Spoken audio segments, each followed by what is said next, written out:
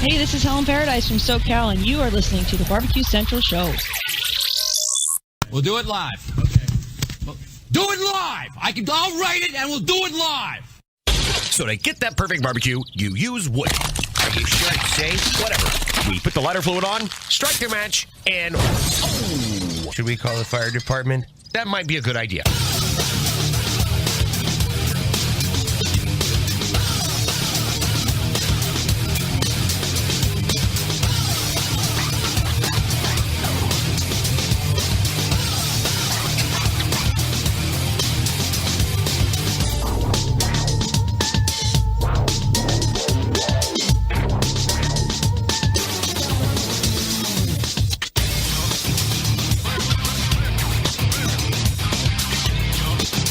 All right, good evening, and welcome to the really big Barbecue Central Show. This is the show that talks about all things important in the world of barbecue and grilling. We originate this show from the Rock and Roll Hall of Fame city of Cleveland, Ohio. It is the barbecue capital of the North Coast, and I am your program host, Greg Rempe. Happy to have you aboard here on your Tuesday evening. If you want to jump in on the show tonight, I'm more than happy to have you. It is an email address, greg@thebbqcentralshow.com. And here's what's happening in case you didn't get the newsletter a little bit earlier this afternoon. Actually, scratch that, in case you didn't get on the show Facebook page to see what was happening a little bit later this evening, which is now tonight, or right now, not to be completely vague. Some things to get into housekeeping-wise in just a minute, but here's what's coming up in about 13 minutes from now. He is on his way down to the Jack Daniel's World Championship Barbecue Cook-Off. He is the pitmaster of Rooftop Barbecue. Andy Allen joining me. And we're going to be talking about the trip out. We're going to be talking about his 2017 competition season. And, of course, hyping up the Jack Daniel's this coming weekend that he'll be taking part in and shooting for that grand championship. At 9:35, the fourth Tuesday of the month, brings one of the founders of the Steak Cook-Off Association. Brett Galloway joins me. Not only is the Jack Daniel's World Championship Barbecue Cook-Off going on this weekend, but the Steak Cook-Off Association has its big coup de grace contest this weekend as well. I believe in Dallas, Fort Worth, is it? So we're going to talk to Brett, get a recap of where the top 10 sits right now, points leaders, a nice snapshot of how this event will go down this weekend, and all that good stuff. So 9:35, Brett Galloway, and then in the second hour, of course, the fourth Tuesday of the month brings the most popular, newest segment of the show, the Embedded Correspondence segment.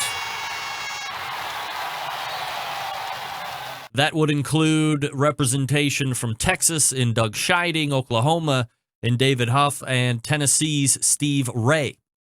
All three are competition barbecue cooks, but as we have come to find out during this fine segment, it's not always about barbecue, and more importantly, it's not always about competition. Certainly, these guys have varying skill levels and experience levels with competition barbecue, and while that's kind of a fun and ever-changing subject to talk about, it's not always what the show is all about. So we'll see what topics they will be bringing to the table at 10:14.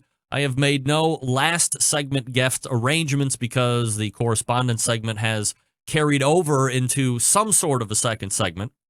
Regardless, whether I let it run long or we break and then we come back to finish out, but I have some other items kind of in an open segment sort of calibration that I can talk about as well. So that's what you have this evening. Rooftop Barbecue coming up next.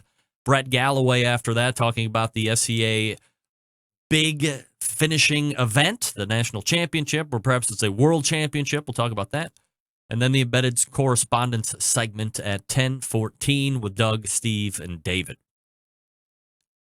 Greg@thebbqcentralshow.com is the email if you want to jump in, let everybody know the show's on. I would love you to do that. Facebook post it. The live video stream is on the show Facebook page. If you haven't liked it already, do that. Facebook.com/BBQ Central Show. You can also find it on Outdoor Cooking Channel. Programming note, that kind of dovetails nicely into this mention. At the end of the year, and I'm just putting it out there now, and I will do it a number of times before the end of the year, but at the end of the year, to end at the end of this year, not starting in the new year, I will not be streaming this video to the Outdoor Cooking Channel anymore. I will be going exclusively to the show Facebook page and potentially to a new show YouTube page that I'm in the kind of process of putting together. I do have a Barbecue for You YouTube page, but at some point a number of years ago, YouTube dinged me on the current page that I have, which is total BS. But in any event, the show will continue on Facebook, the show page, BBQ Central Show, or also or on the YouTube page, but not on Outdoor Cooking Channel at the year end or in the start of the new year. And again, I will make sure to remind you as the time draws near. So if you want to try out the Facebook page just to now and see what it's like, if you've never done that, go ahead and have at it. I will make this point of note. Facebook at this point does not have a live chat feature, which some of you have come to know and enjoy with Outdoor Cooking Channel. However, YouTube does offer a live chat room. So I'll make final decisions on these services at some point here over the next handful of weeks. And of course, I will continue to keep you updated on this show, also via the social media channels. Alternatively, you can always get the live audio stream via the main website, okay? Or through apps such as Simple Radio or TuneIn, which can all be found on iOS app stores and on Google Play stores. That's kind of how the show was originally meant to be consumed anyway. Audible only, not with the video stuff, but things change. We either adapt or we just become stagnant and fade away like all the other podcast shows. Also, soon I will be releasing what I am terming as a Best of the Barbecue Central Show supplement. I don't know if I can call it a podcast. I guess it would be a podcast. We're going to release it on a scheduled time frame. But it's going to be called the Best of the Barbecue Central Show in 10 minutes or less. And again, this will show up once we start it. I'll keep you abreast of that as well. But if you subscribe to the show already, and if you don't, if you're just getting the show live now, you can go to iTunes and Google Music and all that stuff and just search Barbecue Central Show. You'll see it with the grill and the fire. It's the one with like 700 episodes in it. And just subscribe and you'll never miss it. So if you missed a live show on Tuesdays, Wednesday when you wake up, it will magically appear and you can consume the show at your convenience, which is by and large how 98% of people get the show, I think. But within that feed, we will be releasing a Best of the Barbecue Central Show in 10 minutes or less. Now, what does that mean? So first of all, it's going to be a supplement to the podcast feed. So once again, if you subscribe to the show already, it will just magically appear once a week. It will not be Wednesdays. It will probably be later in the week just to help you get through that weekend. The show, while a brainchild of mine, is being contracted to a large barbecue centralite, a guy who is versed with audio gear and video gear, but this is just going to be an audio podcast only. And he's been a guest on this show. You would know him as John Solberg, guy who makes his own charcoal, who's told us about pig fat, number of other items as he is guested on this show. But John is actually the guy that I am contracting to put together these shows. But in a very high level, not to get into the weeds, because you'll be able to figure it out yourself, plus we'll have some introduction episodes. He is rummaging back through the archives of this show, which is wide sweeping and substantial. And he's picking out, let's say, a June 23rd from 2011 episode. And he's combing through there. And maybe I've interviewed some pitmaster or a blogger or whoever. And he's paring down that 20 or 30-minute interview, depending on how long it was originally, into the best 10 minutes of that segment. And then he's going to string 2 of those together. So it will be a total of around 20 minutes, but each segment, there'll be 2 per episode, will be 10 minutes or less. So at longest, it will be about 20 minutes or less than that, if that makes sense. Each segment, 10 minutes or less, so you can kind of get a taste or a refresher of some of the things. Maybe you've never even heard it. He'll also go ahead and document which episode it is. We'll try and link in the notes how you can go back and listen to that show as well. So all fun, cool stuff coming up. Shout out to John Solberg for doing this. Again, I don't have a specific release date. We're trying to get some backlog in the can. So when we start to release it, there won't be like a hot demand to make sure that everything's getting kicked out the way it should. But look forward to that. The best of the Barbecue Central show in 10 minutes or less. Come on, let's go. Andy Allen coming up out of the break. Let me talk to you quickly about Butcher's Barbecue. Folks, here we go. One of the most highly recommended kind of all-encompassing injections and rubs and sauces. Dave Bosca has been on the competition trail for years and years, racking up grand championships and RGCs and top 10 meat category finishes. High Team of the Year finishes in KCBS. He's won on television shows as well. And you know the products by now. The tried and true injections.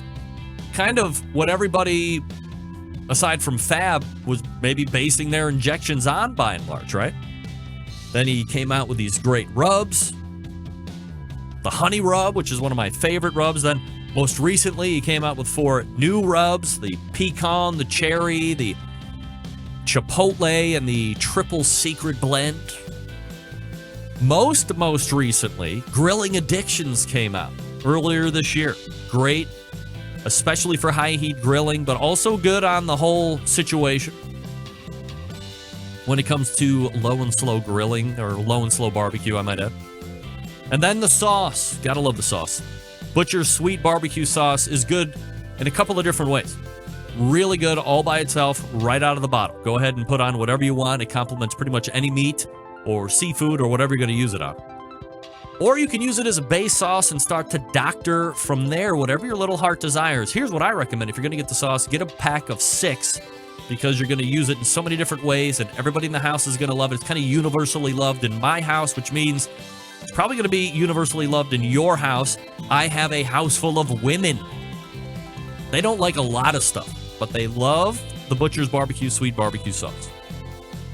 If you have a brick and mortar store, you're not carrying Dave's products, go ahead and get an email to him. Ask how you can become a dealer for them today. You can get these fine products in your customers' hands, and they will thank you for it. Dave and I will thank you for it as well. These products extensively tested in the backyard and on the competition trail, so you know they're going to deliver on the goods, of course. All right, head on over to butcherbbq.com and stock up. That's butcherbbq.com. And we're back with Andy Allen from Rooftop Barbecue to talk about the Jack. Stick around. We'll be right back.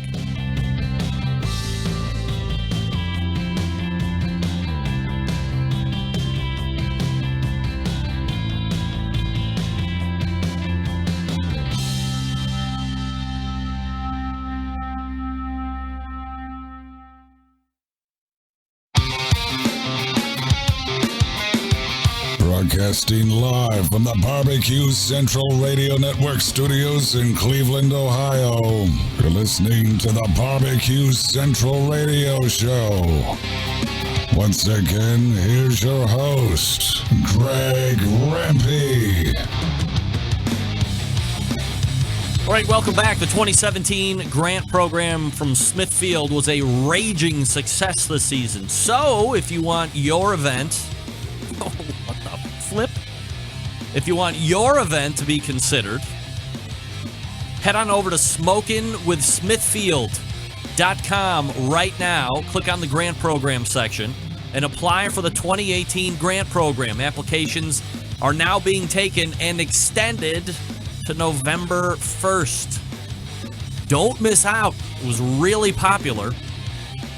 this past season. So if you want to get into the 2018 grant program, I recommend that you go ahead and jump on board ASAP.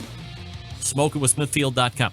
All right, the 29th annual Jack Daniel's World Championship Barbecue Cook-Off taking place this weekend. Many will be making the pilgrimage from all over the country and, yes, the world to compete in this event. One of them leaving tomorrow to start the trip. He is the pitmaster of Rooftop Barbecue, one of the premier West Coast barbecue teams, to be certain. So let's go ahead and race to the hotline and welcome back friend of the show, Andy Allen. Andy, how are you, buddy? Hey, Greg, how you doing? I'm doing absolutely fabulous, Andy. Appreciate you making time for the show. And I guess before we get into the Jack Talk this evening, let's go ahead and hit a little bit on your 2017 season for Rooftop Barbecue. I know you and a few other big names out there in the California region right now are kind of battling up against it. You are coming off a win at the Orange County contest a week or so ago. Tell me about that and kind of how you're gauging your 2017 season so far. Well, it started off slower, but, this last half, we've really picked it up. We've, in the last 7 competitions, we've been in the top 4 in all of them, and only one of those was a 4th place. So this last half has been really good to us. Andy Allen joining me here on the show. Andy, you've seen West Coast teams win some of the biggest titles here over the last handful of years, not in California, by the way, but all over the country. Do you feel that Cali teams are still, or not still, but are they getting the right amount of respect from the other barbecuers across the country?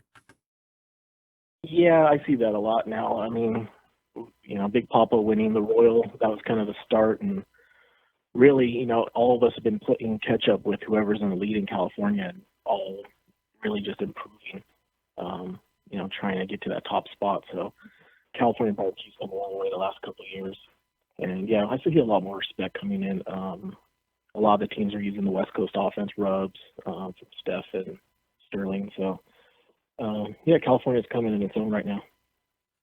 Andy, where do you stand on judging right now in the KCBS? I guess, in other words, is there a few folks doing a lot of chirping, or is there a legitimate issue that you see and that you keep hearing about when you're going to competition, something that needs to get addressed to keep competition barbecue heading in the right direction?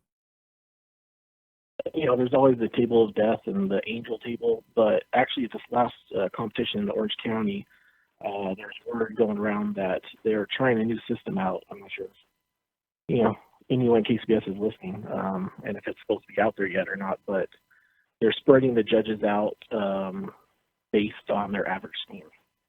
So I saw a big improvement at Orange County looking at the scores. The first place tables were all over the place. It wasn't just one table that was giving away all the first place calls. So, I was pretty happy with that when I saw that come out. Is that something that you would hope is kind of rolled out through the rest of the country, or as far as you know, is the test just in certain regions, or is it something that they were kicking out all over? I think it was just a test. I think they're still trying to dial it in, but I hope it goes nationwide. It's the best way of doing it. They have what's it called, the West Coast Shuffle that some of our reps put together, where they would assign seating depending on how many contests they've done, which was good. But there's always that master judge who likes to give out 7s and refuses to give out 9s.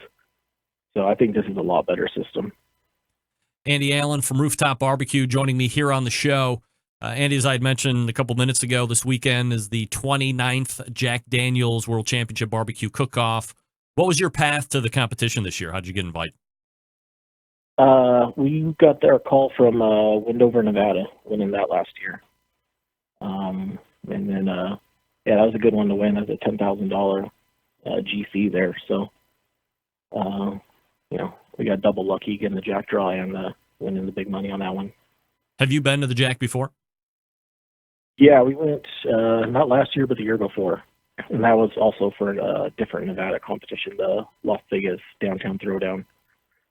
So, yeah, we're excited to go back. I mean, everyone just wants to go that one time, but to get called back a second time is a real honor.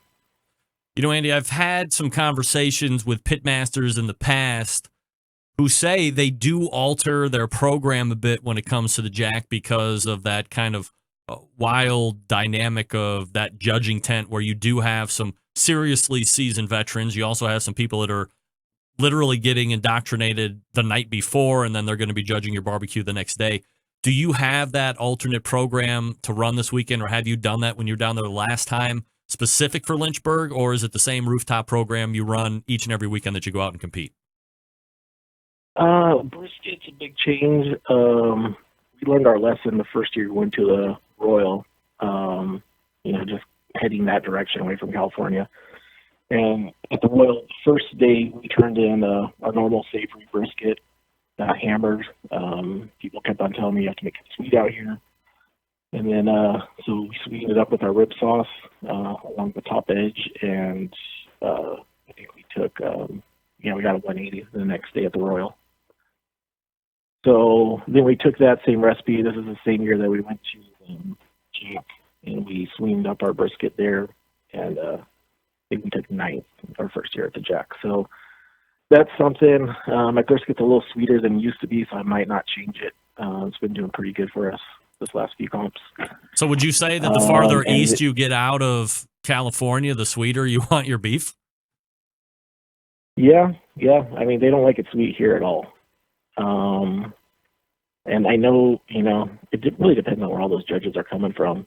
I think the farther east you go, if you could keep going, then you don't want it sweet again. So there's a fine line, but good food is good food. That's what they always say. So, turn in good food, and hopefully the judges don't punish you for it.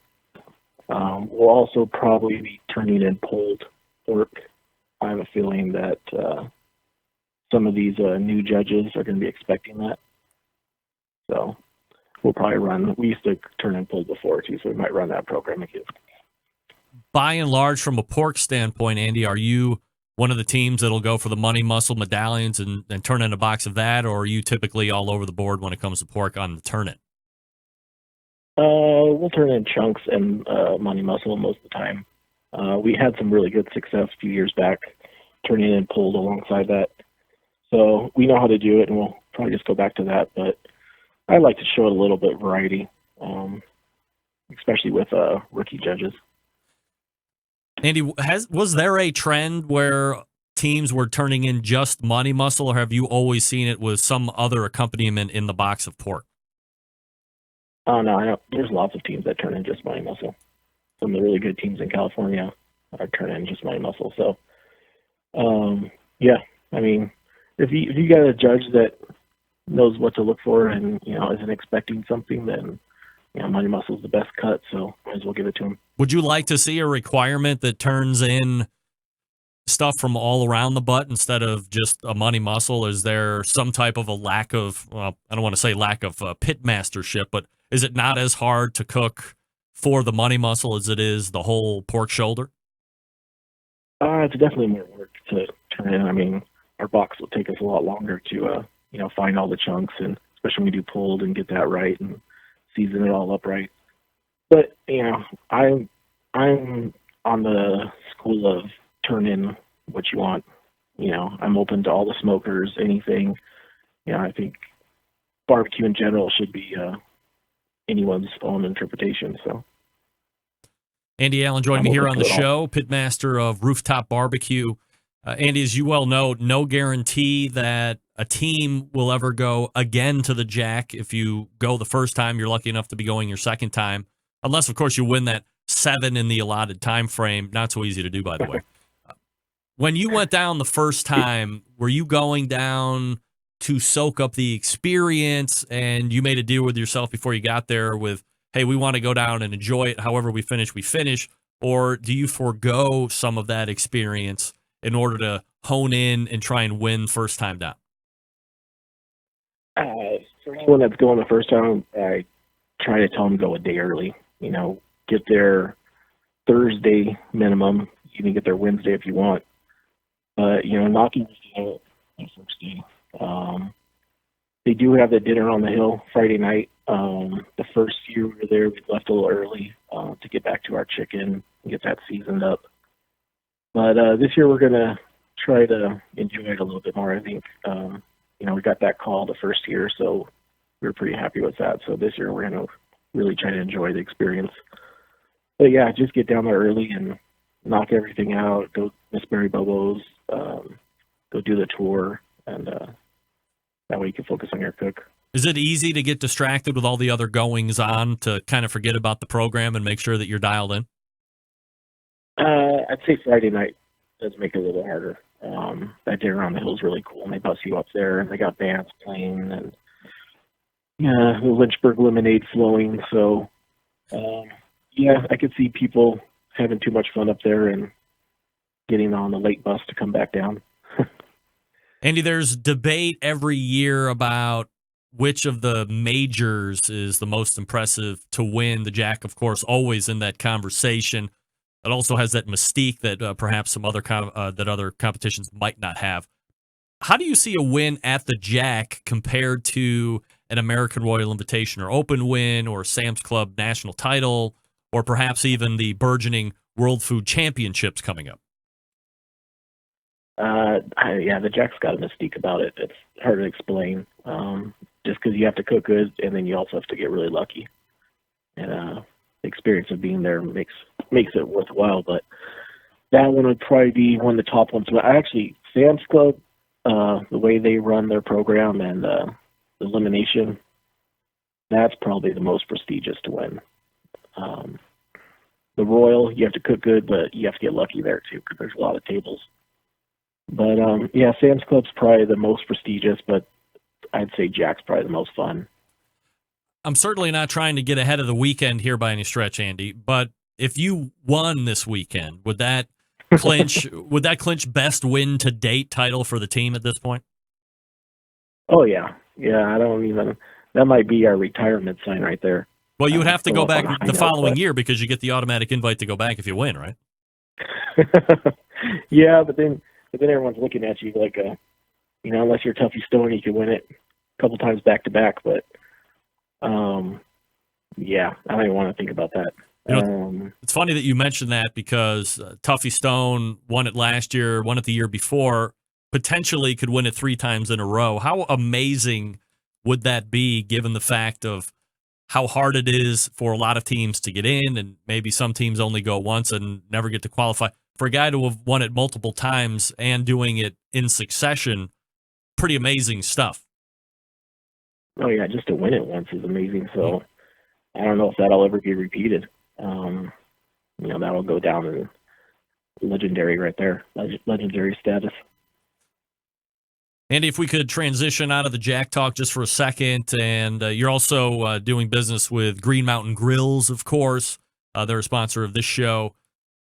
One of the products let me take a step back. One of the niches that I had called out earlier in the year that I thought was going to see a lot of growth was this high heat pizza, or the Neapolitan style pizza. So thin crust, you're cooking at extremely high temperatures, maybe in that 2 to 3 minutes or less from when you launch it in to when you're taking it out and eating it. Everybody's having a lot of fun, make it how you want it. Green Mountain Grills introduced the pizza insert that fits the Daniel Boone and the Jim Bowie. How has that been received into the market from what you're hearing, and what do you like best about that implement? Because I find it absolutely fascinating, and I'm using it at least pretty much once a weekend. Yeah, I have one set. I have 2 Green Mountain Grills in my backyard, and one of them set up just for the pizza oven. I don't even take it out. It's pretty amazing. We when they first came out, we couldn't even keep them in stock. So it was received very well. And then, making pizzas in 4 minutes. And, I've had a few pizza parties where I've invited some friends over and everyone makes their own. You line them up and, 15 minutes later you have 5 pizzas. So it's awesome. And, people are doing some new stuff with it, putting steaks in there in a cast iron pan. And, that's been the one thing that's always kind of hurt pellet grills in general, is just the high heat. People want that sear. So, being able to get up to 900 degrees in a pellet grill is pretty amazing. Andy, one of the other items that is going on within the corporation structure is this virtual contest, I guess. I've talked about it a couple times over the last couple weeks, but For the folks that just might be turning in for the first time and hearing about it, give me that high-level snapshot of what's going on at Green Mountain Grills and the competition. Okay, so some of us marketing guys kind of got together. We want to put a new photo contest up, and we're running by ideas with each other. And, I do competition stuff, so we kind of thought about structuring a photo contest, but having it set as a KCBS style. So it's open garnish. We're not going to require parsley boxes or any of that stuff. And we're pretty lenient on the meat, too. So right now we're doing the rib category, and it goes until the 29th, I believe. Yep.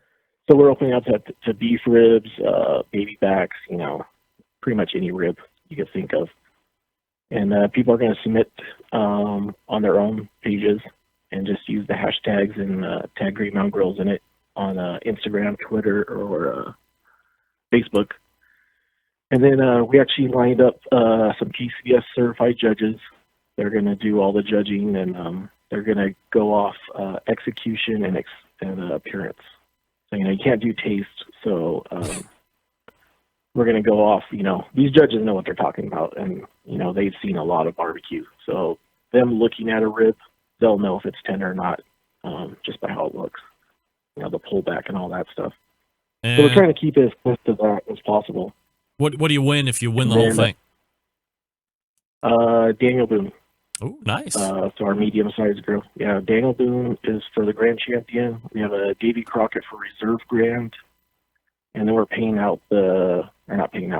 giving prizes to the top 3 in each category. And where do you go to get involved with that? You can go to our Facebook page, and then we have a link on there. I believe the address is greenmountaingrills.com/grill-off. But we have that link on our Facebook page, and you can join. And we're not requiring registration, but if you register, we'll keep you up to date on the happenings of it. Andy Allen is the pitmaster for Rooftop Barbecue, heading out tomorrow to make that trip to Lynchburg for the 29th annual Jack Daniel's World Championship Barbecue Cook-Off. Andy, always appreciate the time, man. Thanks so much for doing it. Thanks a lot, Greg. I'll talk to you later. You got it. There he is, Andy Allen from Rooftop Barbecue. All guests on the Barbecue Central show appear via the Smithfield Hotline. Yummy. That's right.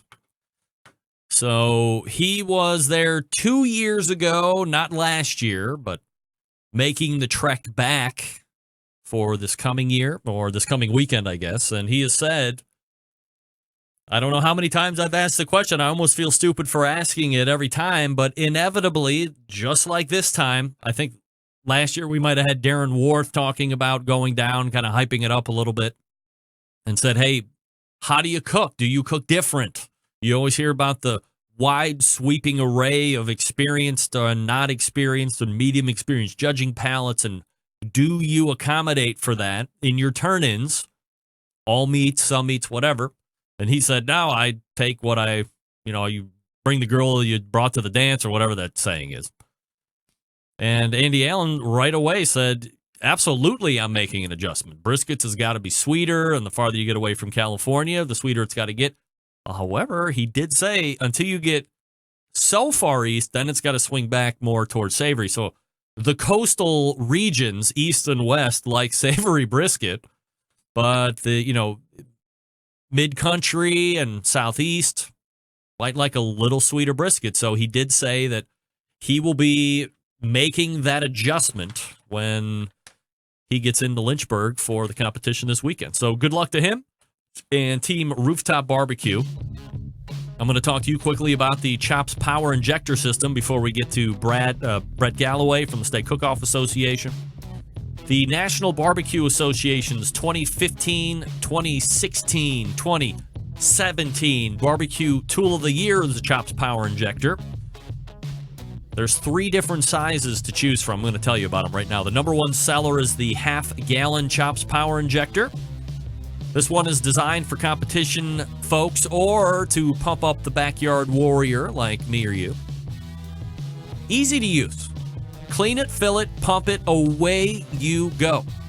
Well, you might be asking me, what if I have just one brisket or one pork shoulder to do? I don't need to fill it all the way up, do I? No. Just put in what you need. It uses it all. Comes with a whole bunch of really cool stuff. Your cost, $100. You also pay additionally for shipping anywhere. Then you have the 1 gallon Chops Power Injector System, designed for catering and bigger jobs. It will hold double the amount of the half gallon. That's why they call it the 1 gallon. Some use it in competitions like Memphis in May Whole Hog, or maybe you're a caterer and you're cooking 10 shoulders and you're trying to make sure everyone's just perfect. That's why you're going to want to use the 1 gallon. This one also comes with a whole bunch of really cool stuff. Costs you $120. You pay shipping additionally. The newest one is the Chops Full Power Injector System. It's electric. It is the commercial and competition Big Daddy. It's not a holding tank, but a 3.5-foot pickup tube that you can put in any size container, from a few ounces to a 55-gallon drum. It was designed for Chef Rob at the Best Barbecue Restaurant in Kansas City. He has said time and time again that with the Chops Full Power Injector System, his briskets are better than ever. This one comes with a crazy amount of cool stuff. It's $325 cost to you. Plus, you pay shipping additionally. A number of the top pitmasters in the world are using the CPI system every day to make their barbecue better than everybody else's. Here's the deal. We live in a foodie world that now requires flavor in every bite. Want to do it fast? This is how you do it. It's not just for meat. How about alcohol-infused watermelon? Sure, why not? Every injector hand-assembled in Kansas City, Missouri, USA. If you want extra accessories, they have them. You want to shoot medium ground spices? They got you covered for that too. Here's what I suggest. You check out the website, barbecuekansascity.com. That's BARBEQUE. BARBEQUE. barbecuekansascity.com. That's barbecuekansascity.com. Pick up the Chops Power Injector System. You'll wonder how you ever injected with a single needle setup. Trust me. I wondered that the first time I used it. It's great. Easy to clean, easy to use, no problem. BarbecueKansasCity.com. We're back with the Steak Cook-Off Association World Championships talk next. Stick around.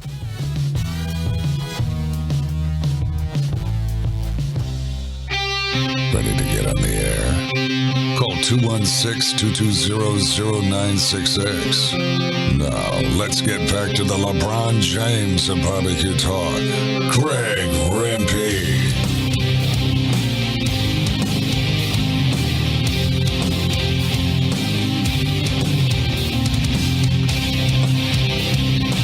Hey, welcome back. This portion of the show, ironically enough, being brought to you by Green Mountain Grills, manufacturers of some of the best pellet cookers out there on the market today. If you are looking for a big cooker to house a lot of food, they got one for you. If you're looking for medium size, they got you covered there too. Something to take on tailgates, well, right headlong in the middle of tailgate season, they got you covered there too. Pellets to fire those cookers, check them out at greenmountaingrills.com. That's greenmountaingrills.com. I love my Green Mountain Grill. You can love yours as well. And don't forget about that pizza insert that I had mentioned as well. All right, the Steak Cook-Off Association continues to gain popularity. Not only is the Jack Daniels World Championship Barbecue Cook-Off going down this weekend, but the biggest steak cook-off in the whole wide world is going on this weekend. And we're going to be talking about it with Brett Galloway. Brett, how are you, buddy? I'm doing good. How you doing, Craig? Good, Brent. Thank you.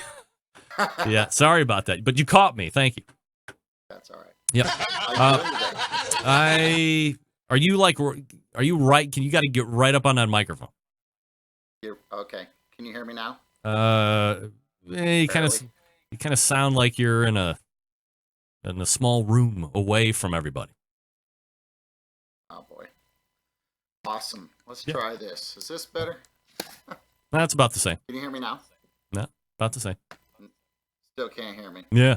Well, all right, we'll go to phone if that's all right with you. Yeah, just call me on the phone. All right, stand by. No problem. We got this new fandangled system that allows me to just go right away to stuff. Is it going to ring? I don't know. Guess we'll see. Maybe it won't. Hey, buddy. Hey. Is that better? Yeah, that's way better.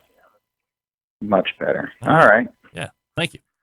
All right, so let's talk about, first and foremost, the West Memphis Great Midwest Steak Cook-Off that took place this last weekend, and if I'm not mistaken, if the numbers were right, 101 teams?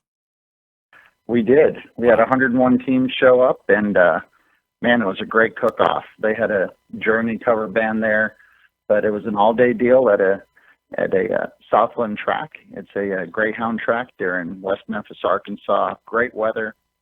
It was just a great event. We really look forward to that one every year. And I drew the straw, got to go to that one while Ken went to Creekside in Australia. So one of the other guys in Australia had another guy in Texas, another guy in Arkansas, another guy in Kansas. Finished the season strong. Wow. 101 teams, is that a record to date, or have you seen them bigger than that on a weekend style event? No, we've actually had 128 teams twice.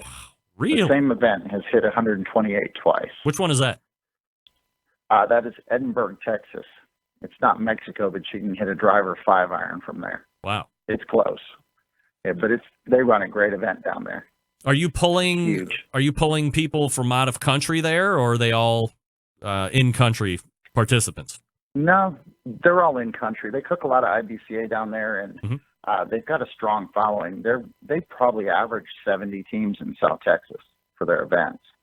But Ronnie's been running this event great, and man, they had 120 barbecue teams, I believe, and 128 that cooked everything.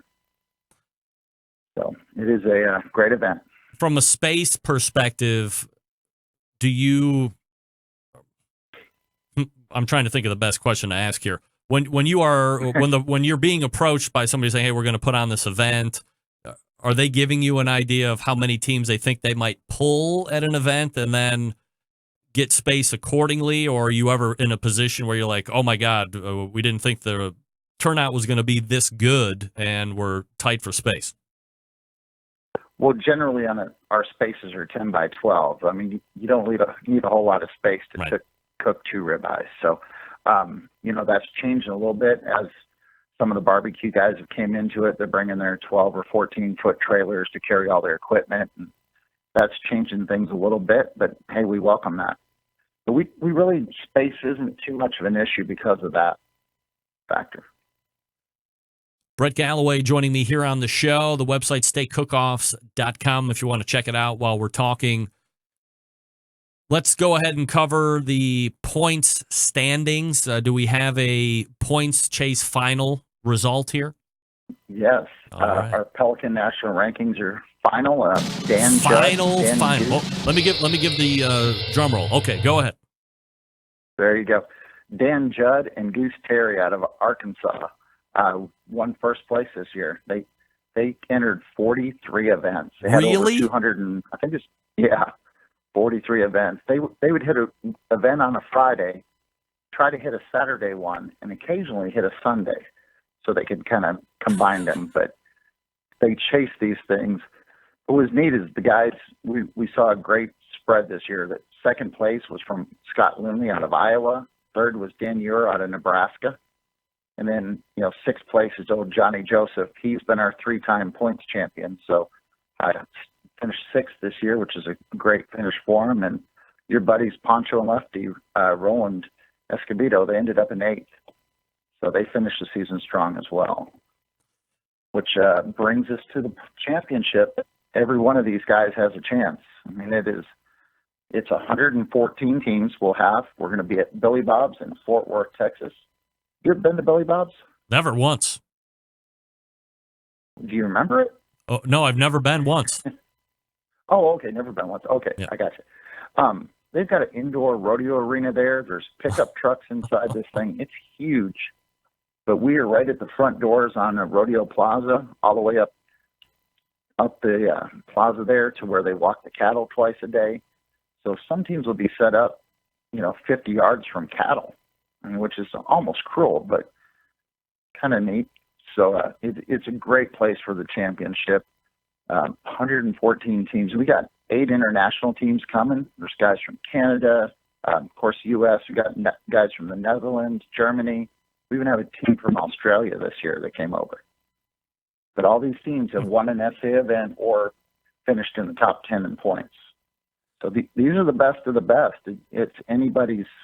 I mean, it's a toss-up. This will be interesting. And this is really a world championship. This wouldn't be just like the World Series says it's a World Series, but it's really kind of like a national championship. But this is a real World Series. If you are coming in from out of the country because you qualified and you're making that trip, a true world championship can be crowned this coming weekend. Absolutely. Wow. Yeah, I mean, we're going to have, Jack Daniels has a barbecue one the same weekend, and we have the steak one. These guys qualified to be here.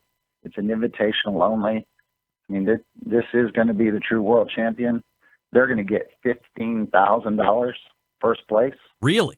That's a nice chunk of change for a 6 to 8 minute steak. They're going to get a Super Bowl ring, the SCA championship ring. It's over 1 1/8 inches wide. Mm-hmm. I mean, it's a monster. It's going to be a great weekend there. We're also competing. Smithfield is providing pork loins, and so all these steak teams are also going to cook pork loins. We're going to have a pork loin cook-off. Is that like day before or just earlier in the day? Same day? Earlier in the day. Yep. Yeah, it's just another challenge for the guys. Red Box Smokers has donated a smoker for the winner, and then we also have a payout for that. But, man, somebody's going to win a smoker and some cash and for cooking Smithfield pork loins. What's the judging criteria for the Smithfield pork loins, Brett? It's going to be taste, texture, appearance, and overall impression. We've done this off of the pork. And actually, it's tenderness, not texture. I'm sorry. But, yeah, we don't judge doneness on it. I mean, that's, I think we talked about that last show. That's tough to do. Yeah. Was there anybody that was invited to SCA that declined because they also happened to be qualified for the Jack Daniels this weekend? Well, we've got guys like Mark Lambert that are there and Malcolm Reed, some pretty big barbecue names. But like Travis Clark, man, he qualified and couldn't come because of the Jack. And, we're actually looking at a new date next year. We're trying to get our own date. It's pretty tough when you've got the World Food, you've got the American Royal that's bouncing around like a basketball, and then you got the Jack. So to try to find our own unique date has been a challenge. But we're going to redo it next year, and we want a weekend that anybody that qualifies can come. Is there a possibility, and I'm just spitballing ideas because you didn't ask me to do the schedule to where you're ending in that first quarter of the year where there really isn't any big competing events? You wait until the end of the year, obviously, as you mentioned, you have the American Royals moved up, but you have Jack Daniels and you have Sam's and you have World Food Championships. That takes a week or 2 weeks on its own. So the end of the year does kind of pack up with some pretty premier events that people still think are important, at least to this point. Have you ever given any thought about switching the format up a little bit and ending it in that first quarter of the new year? We've actually looked at moving it up a little bit and possibly moving it back. So yes, that is an option. We haven't decided what we're going to do. Unfortunately, as great of a location as Billy Bob's Texas is, it is, we've outgrown it size-wise. I mean, with 114 teams, we're going to have teams that are, two of them to a 10 by 12, 10 or whatever it may be, some of them, because they know each other. But it's going to be a tight quarters. And next year, I've already added about 30 events. We look to add 50 to 60 next year, which will put us, that's going to be a crazy year. But if you got 160 teams at the championship, we just won't fit there anymore. Wow. Brett Galloway joining me here on the show. Brett, let me ask you this question. You get a thanks for the invite, but I'm going to go to the Jack from a Travis Clark. Do you think, obviously the answer is yes, but do you think that in a year or 2 or 3 that a premier barbecue cook might be telling the barbecue contest, thanks, but no thanks, I'm going to go cook the SCA because maybe in a handful of years from now, and not that the $15,000 for a steak is anything to sneeze at, by the way. I mean, return on investment is huge there at $15K, but maybe it's $25,000 or $30,000. I don't think you're winning that much if you win the Jack Daniels, by the way, and the cost to do the Steak Cook-Off Association extremely less. That's got to be a potential for you guys that you're thinking, hey, maybe we can pull some guys from some pretty premier barbecue events, the way our thing's growing and the payouts that we're having for the return on investment. Well, honestly, I was a barbecue guy as well, and I'd still try to cook if I get a weekend off, which is far and few in between. But I'd like everybody to be able to do both. I respect the Jack. I always wanted to get to the Jack, and unfortunately I couldn't make it there. So I'd like to see us be able people to do both. We've had a guy that chose to come to ours rather than go to the Jack last year, I'm sorry, I guess it was the Royal last year. But ideally we'd like them to be able to do both. But hopefully we can see payouts going up. I mean, this is already the largest payout in state cook-off history, and hopefully we can see it to continue to go up as the number of teams go up, and hopefully with some of the sponsorships that are coming around, that this could be bigger and better for people, and maybe one day people will choose it. Who knows? This coming weekend will effectively terminate the 2017 season then?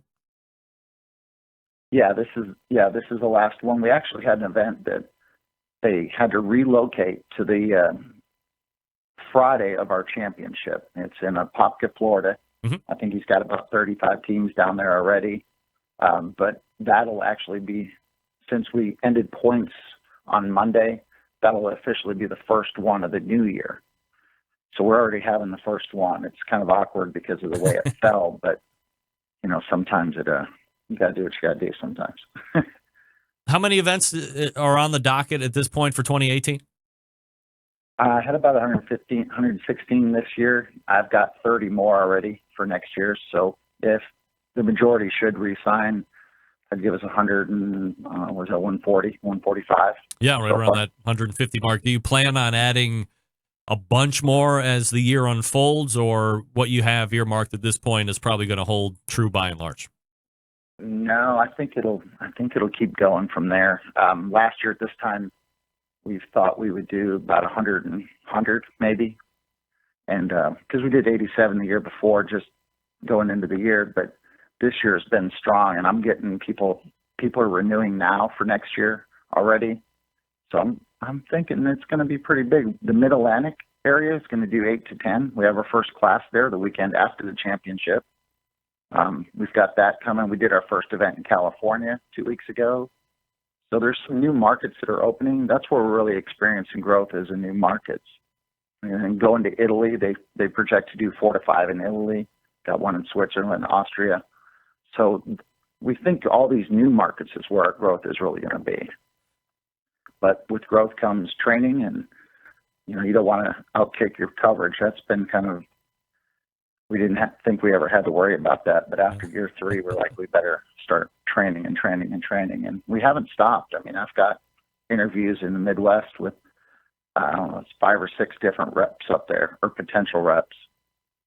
So you're just trying to prepare. I mean, it's unbelievably, the growth has been, and we're just having a lot of fun, and it seems the cookers are enjoying it as well. What's the best way if somebody wanted to get some information on how to put one on? Do they just write you an email through the website, or do you have a list of representatives that handle regions of the country at this point? How does that work? Well, everything really goes through the office right now, the corporate office. I'll call it corporate, but the office. And we do everything is online now. We've got a promoters pack online where they can get details. I'm just finalizing the sanctioning forms on there. We're finalizing a new promoters pack that will give them the information. That'll be on the website the week after the championship, and they're welcome to call me anytime. I'd love taking a call about a new event. This coming weekend, the World Championships is going down as it relates to the Steak Cook-Off Association, so we'll see who walks away with best steak, and perhaps more importantly, $15,000 for a first-place steak, if that's good enough for you. We're talking with Brett Galloway, the website steakcookoffs.com. Brett, always appreciate the time, man. Thanks so much for doing it. Thanks, buddy. You got it. There he is, Brett Galloway, easily transitioning off of IPDTL. All guests on the Barbecue Central show phone. appear via the Smithfield hotline. I did not sound check him. Yummy. By the way, if you were wondering, and you can't tell, but I am at this point deleting the audio or the video portion, because 99% of you listen through podcast, which has no video. but guests will appear via picture unless it just demands video. Hold on. Lit.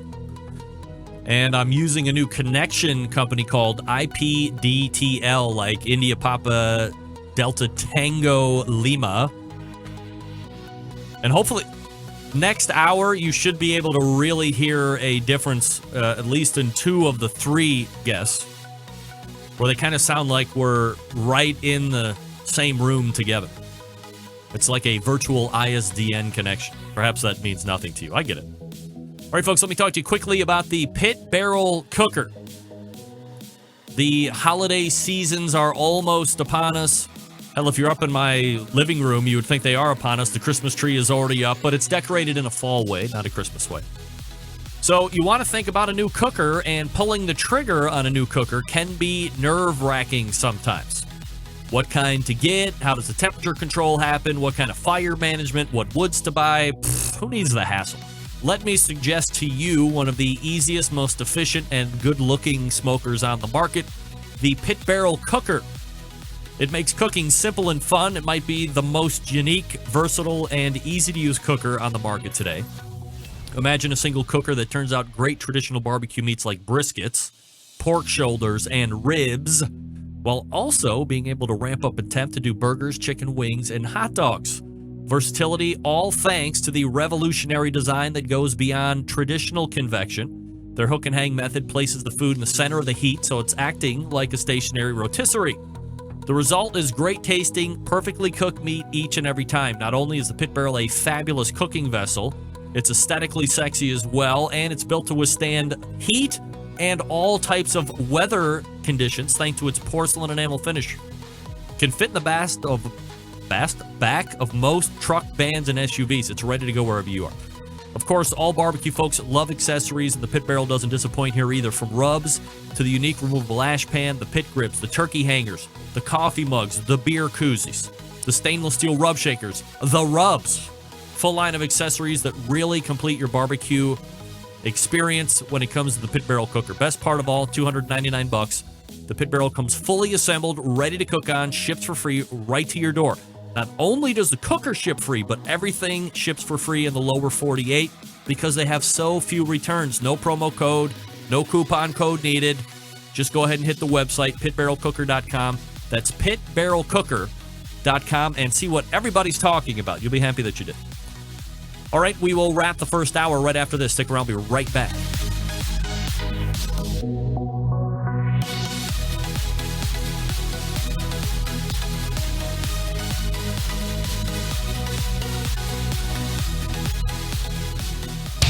Big Name interviews, advice on cooking brisket and ribs, and the only host willing to share his honest opinion on all things important in the world of barbecue. It's the Barbecue Central Show.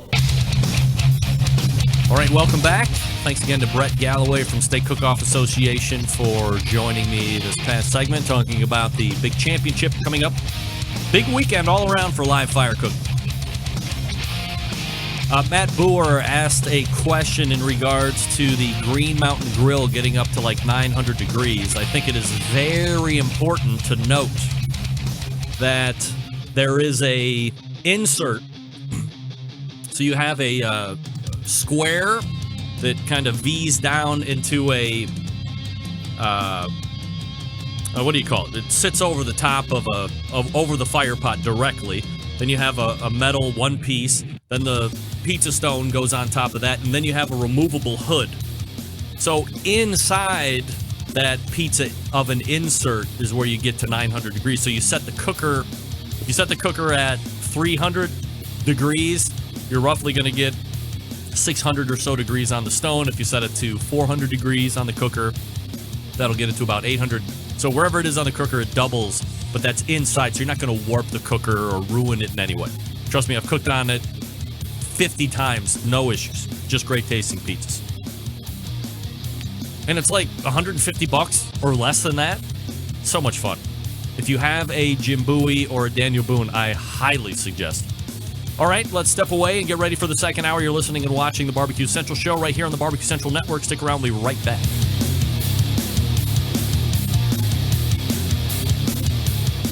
This is Chris Payne from Euclid, Ohio, and you are listening to Barbecue Central.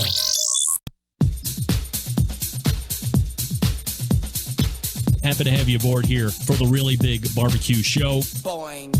We cook because we have to, and we grill because we want to. We'll do it live. Fine, how's it going? You have a great show. I'm a big fan. Boing. So what seems to be the problem here? This man looks like he's dead, and he's in the crackle.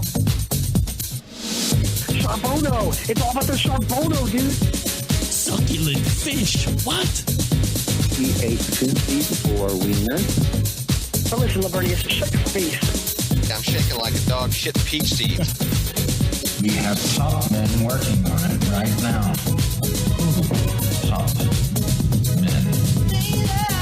All right, just like that, we are into the second hour. Hello!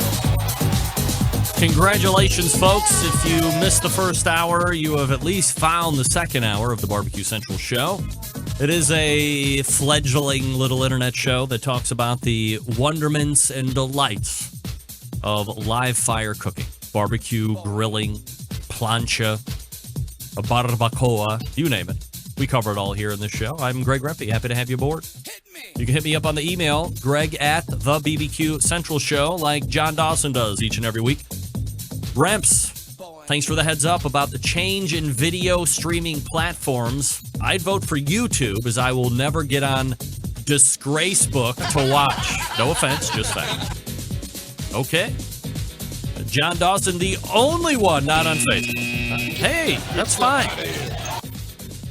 Facebook attracts views, and that's why I like. Plus, very easy, integrates well with the whole media page, blah, blah, blah. I'm going to have to get in touch with Kinger off air and re-go over some YouTube strategy. Jason King is a YouTube maven, and he's a big believer in the YouTubes. I am also a big believer in the YouTubes, but I am going to make sure that the new YouTube channel for the show is done correctly so I can make YouTube money.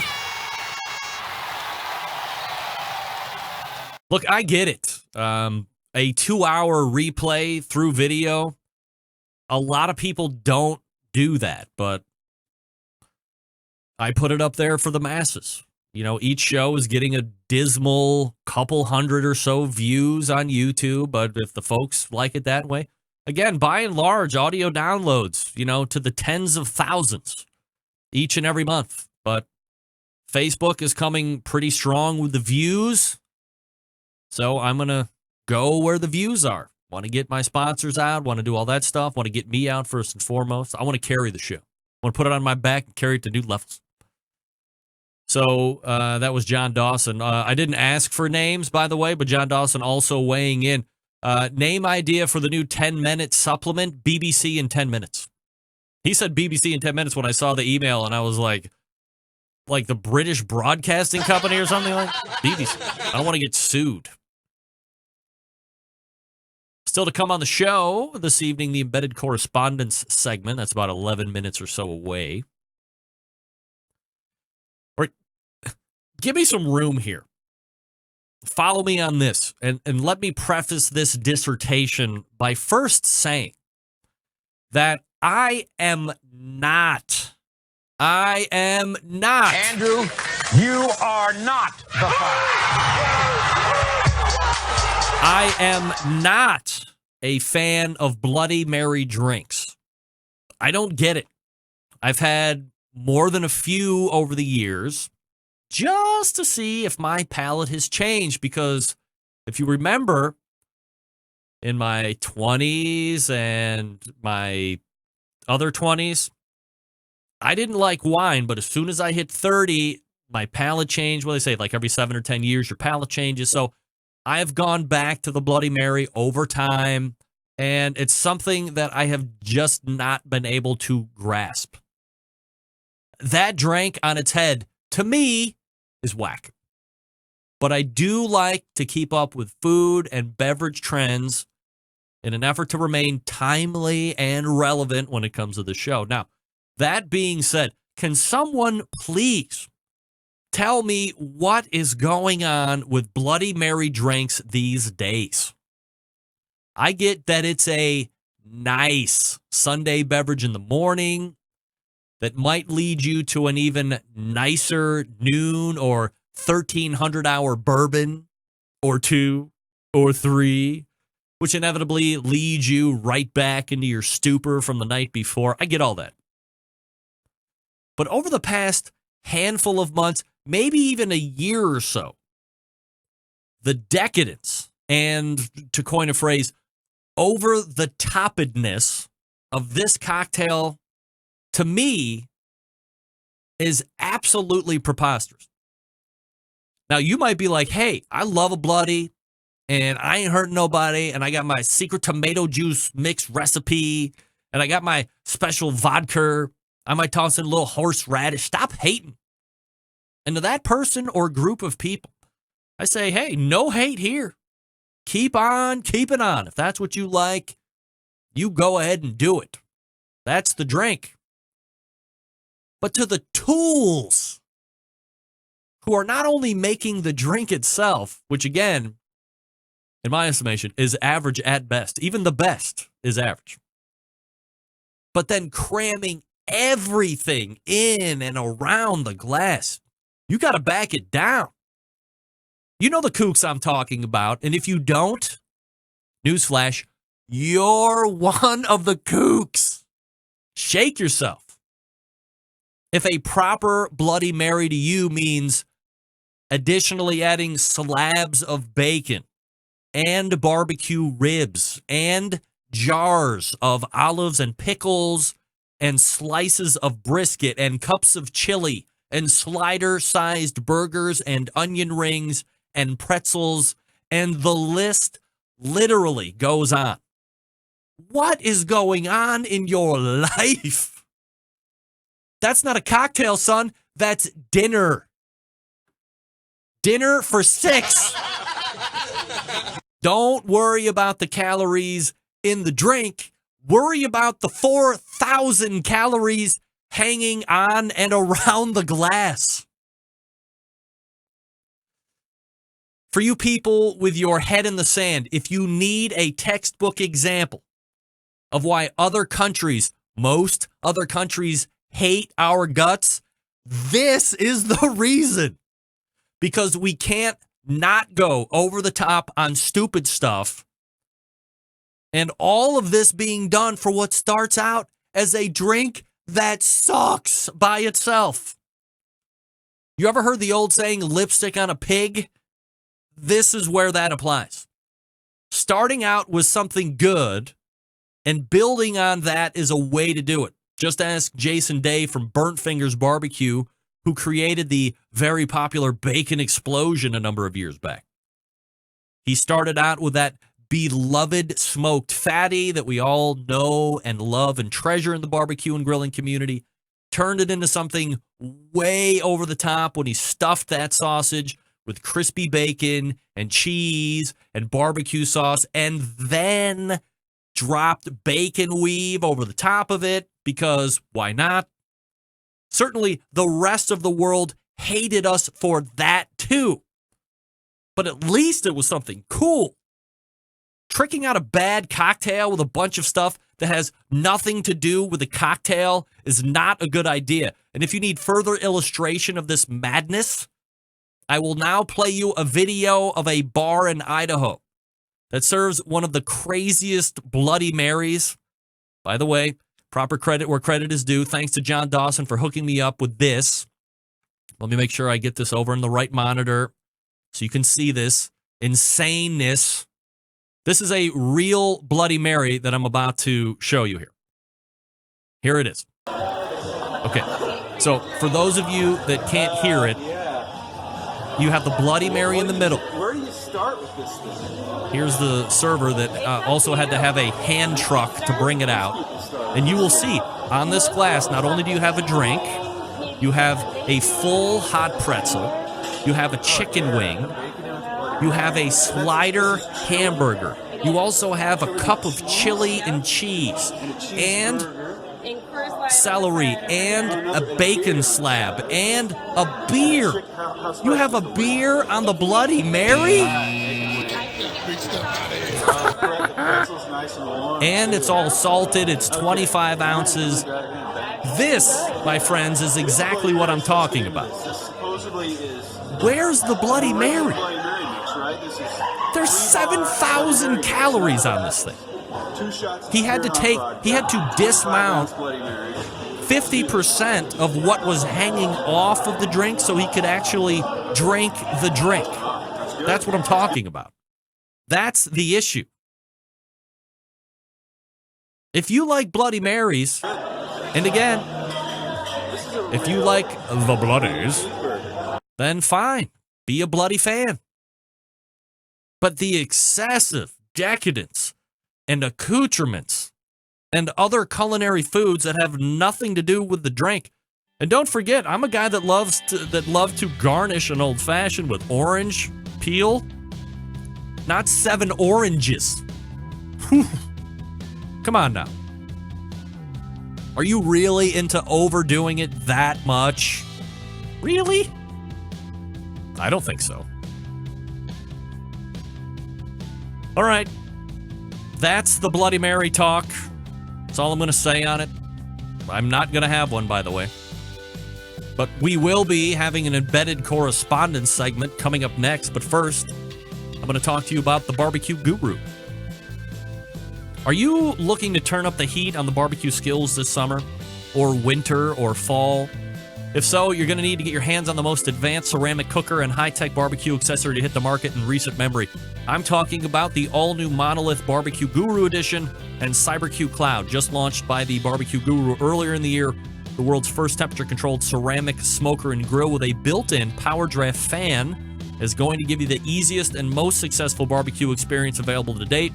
These must-have new products will be making barbecuing easier than ever before and will be your new secret weapon for cooking delicious food each and every time. Ready to buy? Of course. Head on over to bbqguru.com. That's bbqguru.com and grab them up while they last.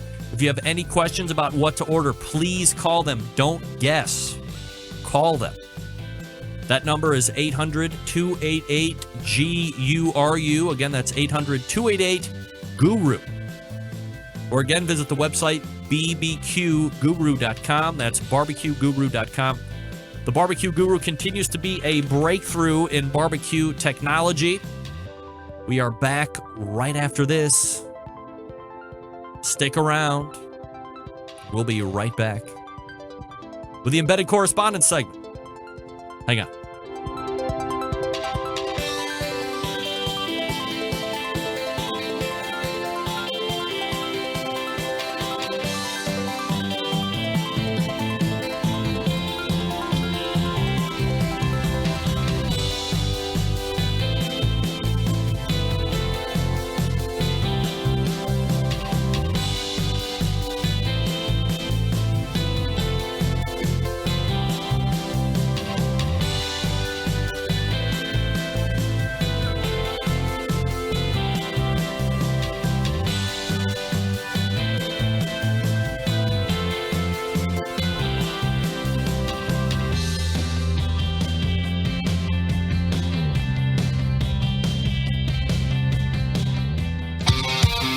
The only show giving you a monthly visit from a doctor of barbecue.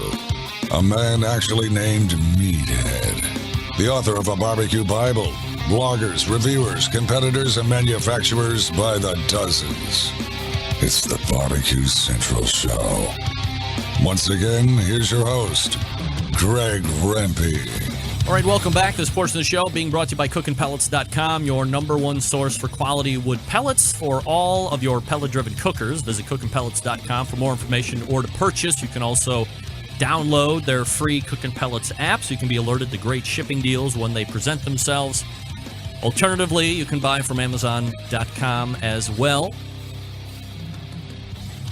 All right. It has been going on for a month or so, I guess.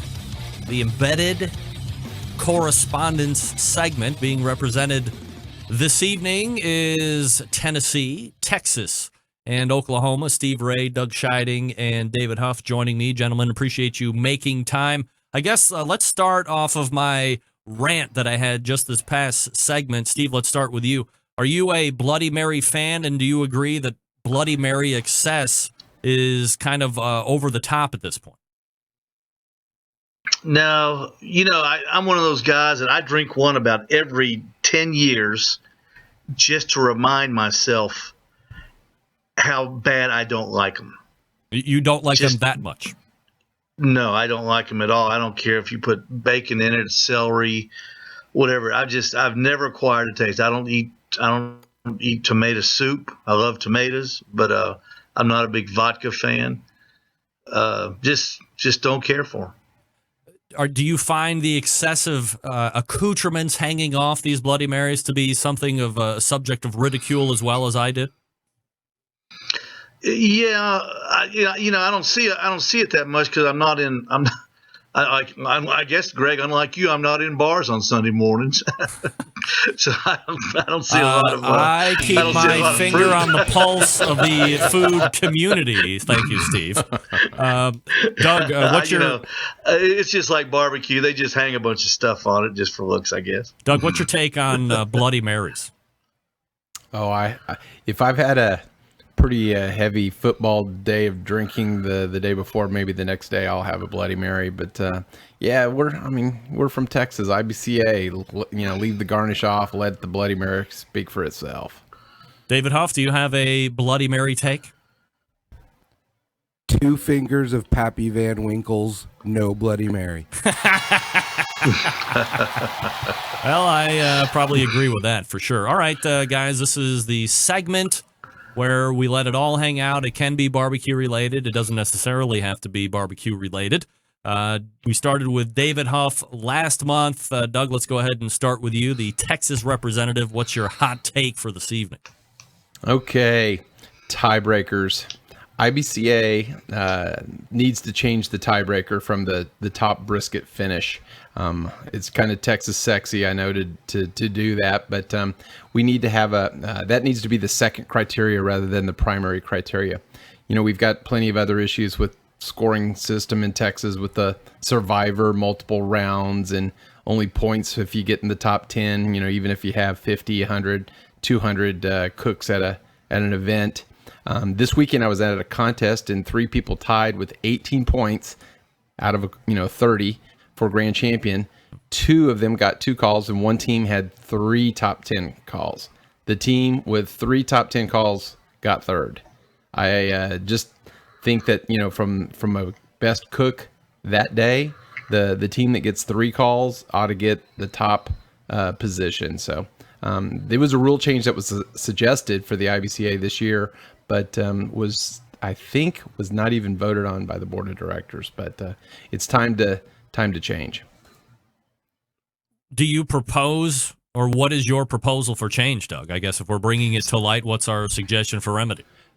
Yeah, so move brisket instead of being the number 1 tiebreaker. Make that the second tiebreaker, and if someone gets 3 calls and the other team, or even 2 calls, because at a large contest, sometimes it's spread out so thin that you only get 1 or 2 teams that have 2 calls in any of the top 10. So that should be the first tiebreaker rather than the top brisket. Does IBCA score on full points, or do they have half points?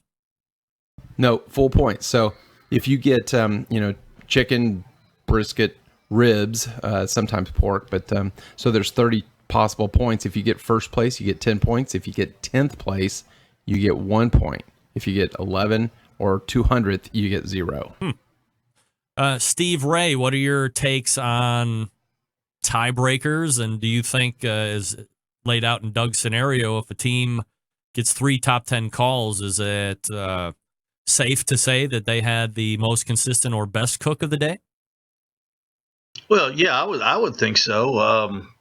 Tiebreakers are, I know sometimes in a KCBS event where I'm familiar with them, sometimes it goes down to a flip of the coin, which is, that's to me, that'll be crazy. What I would do if you got tiebreaker. We need some sort of a sudden death. Maybe whip out 2 little Webers and have the 2 ties cook a steak and have it judged as like a steak cook-off. Like they do in golf, sudden death, and have a three panel judge standing by, and everybody has to bring have the contest feature a couple grills, and throw 2 steaks on and say, all right, here you go, here's your chance, and have it exciting. Then all the teams would gather around and clap and hoot and holler, and I think that'd be exciting, man. That'd get everybody into it. We drop the steel cage down, atomic elbows, Jimmy Superfly Snuka. Yeah. It would be nuts. Absolutely. Hey, make it user and fan friendly. Doug, there's 0 chance of that happening, though. Of course, right? Yeah, I I'm sure. actually, I'm even sure there Steve is. probably. The coin flip does need to go. That's ridiculous.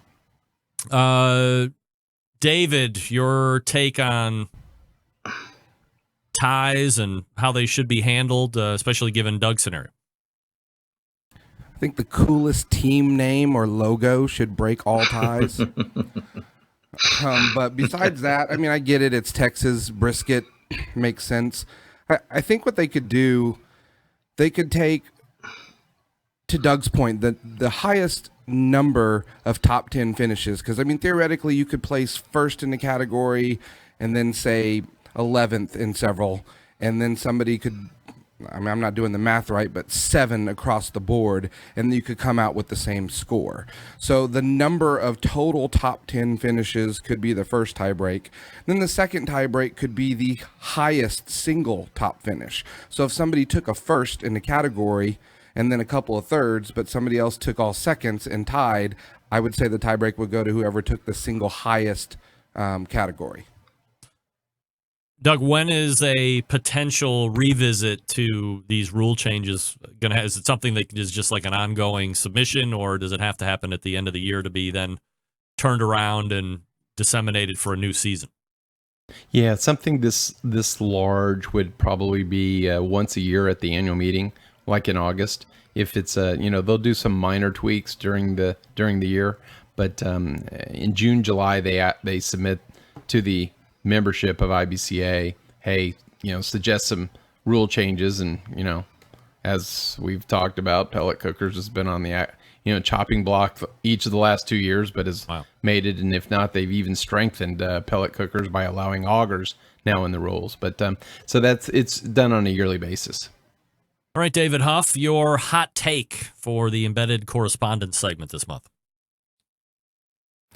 So I just wanted to talk, especially for the backyard guys out there, about not being afraid to change when you set out to do your best barbecue. I thought it was interesting. I made a brisket last weekend, and I thought about when I started cooking barbecue. My brisket started out hot. I mean, very low and slow, fat side up. I didn't trim any fat. I put some rub on it, but I didn't do an injection, and I wrapped it in foil about the time it hit the stall. And I thought I made, a dang good brisket. So did my friends and family. So that kind of got me started in cooking barbecue. And now this last brisket I made last weekend, I separated the point from the flat before I cooked it. I trimmed almost all of the hard fat and visible fat off the outside. I used an injection along with the rub. I cooked it fat side down, and I wrapped it in butcher paper at the stall. So almost nothing like what I did when I started barbecue. And I think the results are more consistent. I get it cooked in half the time as low and slow. The ability to be flexible and say there may not be one specific way, but to try new things until you find out what works best. That's what barbecue is all about. David, I have to ask you, from a results or a products standpoint, from how you used to do it to how you just did it this past weekend, was there any tangible difference to the good or the bad in the change? Because I think that's probably what a lot of the backyarders want to know. They read about it a certain way, especially if they're getting older information, either on the internet or on some of these older barbecue forums that maybe aren't as updated, because those are a little bit archaic anymore these days, but that's where a lot of people find information right off the bat. Is there a noticeable difference to the negative because of how you're doing it now versus how you did it? Not to the negative. I know so much more about barbecue now, obviously, than when I started, from research and hanging out at contests and, listening to the guys on your show and reading books. So it's hard to say if I'm just a better cook or if the changes that I've made have made the product better. I mean, there are some pretty obvious advantages to me with cooking hot and fast. 14 hours waiting on a brisket. I mean, if I can get the tenderness the same and the consistency and do it in 8 hours, to me, that's a no-brainer. I couldn't tell you if fat side up versus fat side down made a difference. I listened to a lot of your experts on the show. Basting of the fat over the sides of the meat does nothing. It's better to have the fat protect it from the heat, etc. I mean, I couldn't put a finger on any one thing that made it better or worse. But I just know that my results are more consistent. I'm enjoying cooking a lot more than when I first started. And the flavors and tenderness have been, where I want it to be, at least from a backyard, having friends over standpoint. Steve, what's your take on this? Yeah, David, I think you hit the nail on the head, and I'll take it one step further. I know when we were, right after we went to a school by a real well-known champion barbecue guy, when I got home and we established a program, I did not vary from that program, and our results were not doing well, and I couldn't figure it out, but I was just too stubborn. I did everything by the book. I didn't adjust our temperatures. I didn't adjust our injection, our flavor profile. I stuck with it, and our results were just very, very very disappointing for us. But then last year in 2016, I tweaked it a little bit. We changed some temperatures up a little bit. We changed a little flavor profile, and our scores got a lot better. So it's not just for the beginner. It's for the people that are on a journey, through contests. And I think that's what makes guys like Tuffy Stone, Darren Worth, Travis Clark, Donnie Bray, all those guys, I think that's why they are so superior to everyone else, is because they are continually tweaking their recipes. They are continually experimenting, changing things.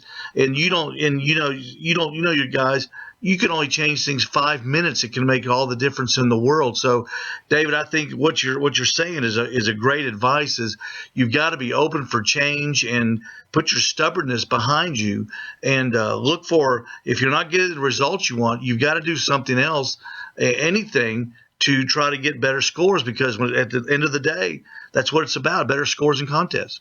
Doug, you can speak on this as well, especially from a workshop standpoint. You're not necessarily dealing with competitors. I know Steve was referring to scores in competition, but even for the backyard guy, and as David kind of alluded to in his take, you want to be able to adapt, and if you're having issues or you're not getting the end product that you want, go through and make changes, and don't be afraid to try, right? I mean, this is probably what you're preaching in those workshop classes when you're doing them for Traeger. Oh, absolutely. I mean, I'm all about this one. Being an engineer, I'm always, trying to improve things. And so it's just kind of ingrained in me. And, I mean, that's how I got the name Rogue Cookers, is, when I got basically, kicked off my team that I was cooking on, because I always like to tweak. And, in those shop classes, like you're talking about, absolutely. When I cook at home, and when I tell them, is when you cook at home, if you cook two things, if you cook two steaks, cook them exactly the same, except tweak one thing, change it. On one put oil and then put the rub, and one put Worcestershire sauce and then put the rub. Try something different on both of them. If you're cooking three, maybe cook them three different ways. That's how I always like to improve, is when I cook at home, and I'm cooking multiple things, I will cook something 2-3 different ways. So here's my advice for all of you people out there that are listening to these great guys give you their opinion. If you're going to be trying a whole bunch of different stuff, or the first time you're going out, I think, it's always important to get to know your cooker or cookers I would recommend buying as many as you can afford because it's really never a problem to have more than one cooker. If you can't afford it, that's fine. Have one, but get to know it intimately and how it works and how the fire works and be able to manage a fire and all that good stuff. But also, don't be afraid to take notes. And I think the one thing that we really know about some of the best cooks that are out there, whether in the backyard or on the competition scene, they are diligent in writing down what they're doing and it worked, or what they're doing and they didn't score right, and then making changes from there. But it's hard to go back and re-reference, especially if you're a backyard warrior like me, or as David was talking about in his take, if you don't have a record to go back and look at, well, I'm going to do ribs again, but I don't really remember what I did. Well, now you're already fighting an uphill battle. You might be the master of fire taming at your pit, but you have no idea how you cooked it the first time. So how are you going to make those adjustments the second time? So a written record or some type of an audible note or something where you can go back in an archive fashion and say, here's what I did on this date with these kind of ribs or this brisket or this chicken, and then replicate that, then make tweaks, make notes of the tweaks, find out what you did, and there you go. And that can really apply, again, to the backyard or on the competition side of things as well. And your really good cooks are doing that, or having some type of a journal to go back and reference. Steve, your hot take. My hot take is not food or contest related, Greg. Oh. It's something that comes up at our business all the time. What do you do? I sell tires. I own an old fashioned mom and pop gas station. I've been doing this for 35 years. Wow. And the thing that I've noticed has come down the pike, especially in the last 5 to 6 years, is the introduction of filling your tires with nitrogen. What? It is the biggest scam ever put out by tire retailers, is putting nitrogen in your tires. Now, where it came from, of course, is NASCAR uses nitrogen to air up their tires because it's a very stable gas, and it resists temperature variations. Also, when you're landing an airplane, a 747 jet, those tires are filled with nitrogen because your life depends on those tires staying stable and holding air. But when you're pulling a trailer in your car or your truck, do not pay extra for nitrogen. It is a farce. About 73% of the air we breathe is nitrogen. So you're 78. Only getting 78%. Damn engineer. Thank you. Thank you. I love to be corrected in front of 2,700 people. That's all right. But that's all right. That's all right. I can deal with that. 2,723, Steve. You breathe is nitrogen, and of course there's some argon and methane thrown in there too.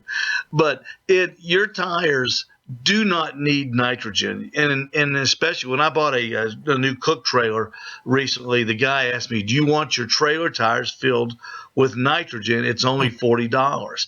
I said, "No, double no. I don't want my trailer tires filled with nitrogen for $40. I'll bring them up to my gas station and get 78% nitrogen out of my air compressor." So I just wanted to let everybody know, don't fall for that scam. Take the $40 that you'll save if you go before a comp and you say, hey, you go to the tire dealer. I said, I need 4 new tires on my trailer. I need 6 new tires on my dually, whatever. If they try to say that nitrogen, keep the money in your pocket and use it to buy a better brisket or more chicken to cook to up your chances, because you will not gain anything. It will not make your tire last longer. It will not make your tire resist punctures. It will not improve your sex life, except maybe for you, Doug. So don't fall for that. Okay, don't fall for that. Just don't say no. Just say no to nitrogen. No to nitrogen. This is a revelation, the likes I have never heard before of in my life, but I'll save my take here for a second. David Huff, did you even know you could put nitrogen in tires? Well, I remember as a kid thinking if I'd put helium in tires, I'd have a flying car, but my dad told me that wouldn't work.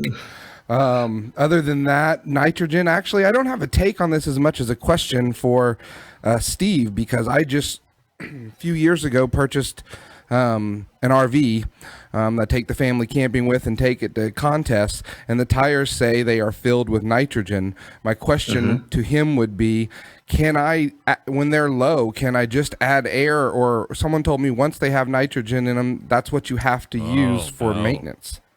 No, it is not, David. You can put any type of air you want. The 78% nitrogen that you would get at my gas station will mix just fine with the air that's already in your tires. Well, now so don't even hesitate. I have. It's a big scam. Now I have a different follow-up question. If I take my car in for an oil change, and I am using standard 5W whatever, and I decide to go to full synthetic, they tell me that once you go synthetic, you can't backwards compatible after that. It has to go full synthetic from there on. False or true? False. 100% false. Oh, Greg. my You God. can go back and forth. You can? Matter of fact, you'll see in Toyota manuals, it will say if synthetic oil is not available, you can use conventional oil in your Toyota, but go with conventional next time. The reason they want synthetic oil, it's important to use synthetic oil if your car calls for it, because the tolerances on the car's engines are so tight now that oil has got to get in there and be a superb lubrication. And synthetic oil is the only thing that will get in there. Conventional oil, the molecular structure will not get in there, but the synthetic will. So if your car says, we want you to use 5W30 synthetic or 0W40 synthetic for you Volkswagen owners, use it. Do not use conventional oil. Your engine will last longer if you use the oil that the manufacturer states. If your manufacturer, like a Dodge, says conventional oil is fine, do not spend the extra money. Use conventional oil because that's all you need. Wow. The roof is getting blown off. By the way, email from John Dawson. FYI, Costco fills all tires with nitrogen for free. So go to Costco, if you really want to fill for nitrogen. Doug, is your mind blown off of nitrogen like mine was? I didn't know it was such a big thing up there, but yeah, I've heard of it a little bit, but not that much. But nitrogen, I beg to differ. Nitrogen does improve my sex life. It's used to preserve wine, and that is a very good thing in my household. Wow. Now, my question is, why do I did this morning. Why do I have to pay $1.50 for stinking air when my tires when it starts getting colder? Price of air seems to have gone up quite a bit lately. You know why, Doug? I'm going to tell you why. Because people 20 years ago stopped going to places like mine and opted to go to places that have Hostess Twinkies instead of mechanics. And the guys like me finally quit. They sold their businesses. They sold the property because all the gas stations are always on valuable pieces of property. And they went and did something else. So now you've got a bunch of people that stand behind the counter in a convenience store, and everything costs. Nothing's for free. There's no water. The air's $1.50 if it works. If the thing hasn't been cut off the end by some crackhead to recycle and to take it down to the recycler place. So if you're lucky enough to have a service station in your neighborhood where a guy actually fixes cars, has gasoline, and has free air, by all means go by there and thank him and give him your business and make sure he stays there. Or we will all continue to pay $1.50 for air that may or may not work. I have to be honest, I had no idea that tires were, and I used to kind of deal somewhat with the NASCAR market. I had no idea that nitrogen was going in anything tire related. It sounds like it's more trailer stuff, but would people ask you to fill their car tires with nitrogen? Yeah. Oh, yeah. That's the biggest thing going now. They're putting them in trailer tires, like David said. His trailer tires have nitrogen. The guy asked me if I wanted nitrogen in my trailer tires. And there's all sorts of claims that they say, but they're all baseless. It's just a bunch of snake oil, and I hope it goes away. People come in and ask me all the time. They'll say, my tire light's on. Can you check my air? I say, sure. I said, pull right over here. Well, does your air have nitrogen? I say, sure it does. 78%. And they go, oh, okay. Do you have to put in a nitrogen-only pump to put nitrogen in the tires? No, I don't have nitrogen. Nitrogen is actually, there's a machine that pulls it out of the air somehow, and you can put it into cars. It actually manufactures nitrogen. I'm not sure how it works because I don't have one, and I didn't fall for the scam. Because after being there 35 years, and for 30 years we're putting regular air, and now all of a sudden they have designer Calvin Klein air. I didn't go with that. Steve, you have literally shook the foundations of the Barbecue Central show, not food related. And I have to thank you for that. Well, I just want everybody to be safe. And, we've talked about trailer maintenance, and every time we talk about something like this, I'll see like Jim Elser had a terrible trip back from South Carolina just about 3 or 4 months ago where he lost a bearing on his cook trailer, and he had to hobble back on three wheels. And I love reading these stories from all these guys because everybody's so busy and they take off for contests on Thursday night and Friday mornings. They just jump in the trailer and they've done everything except make sure the buddy bearings are greased.